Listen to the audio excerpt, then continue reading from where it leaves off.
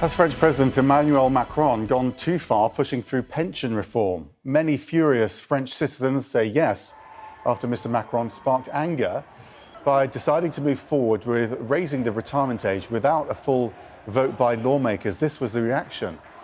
Opponents once again taking their frustration to the streets and protests, some starting fires and clashing with police. The contentious reform bill was supposed to be voted on by the National Assembly, where it would likely have been defeated. So instead, Macron's government is using special constitutional powers to enact it. The Prime Minister who delivered the news to lawmakers came face to face with the backlash.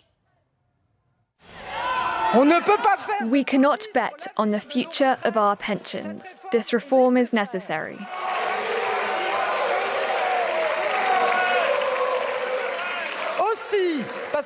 It's also because I am attached to our social model and because I believe in parliamentary democracy. It is your reform on Parliament text, fruit of a compromise between the two assemblies, that I am ready to engage my responsibility. Our senior international correspondent Sam Kiley has the latest on the ground in Paris. This is a country, of course, where protest is ingrained in the culture, isn't it, Sam? But does this feel different to you?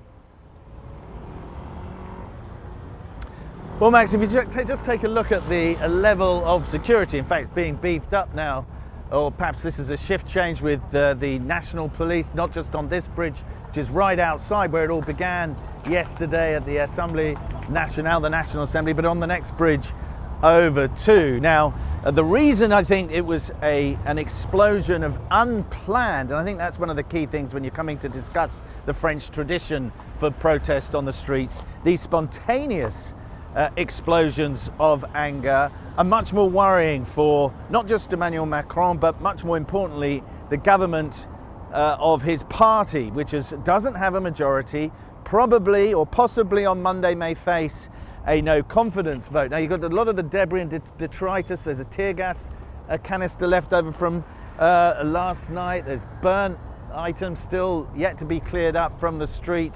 And then down there in the centre of the Place de la Concorde, graffiti, which in short, Max, is just saying we're not going to be dictated to by this clause in the Constitution, which was activated by Macron, or rather by his Prime Minister, in order to drive this policy through in spite of opposition inside the legislature. Now, the unions are planning a big demonstration for next Thursday. That is anticipated to be more organised. There's a far-right demonstration being talked about for tomorrow.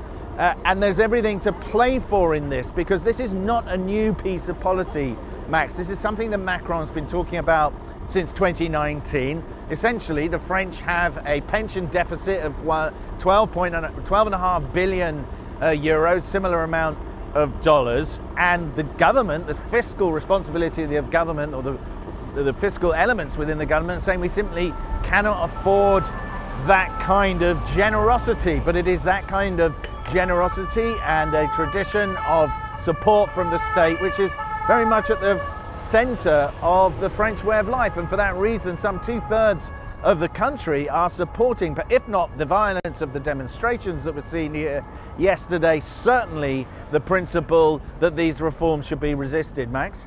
Okay, Sam Kiley in Paris, thank you so much.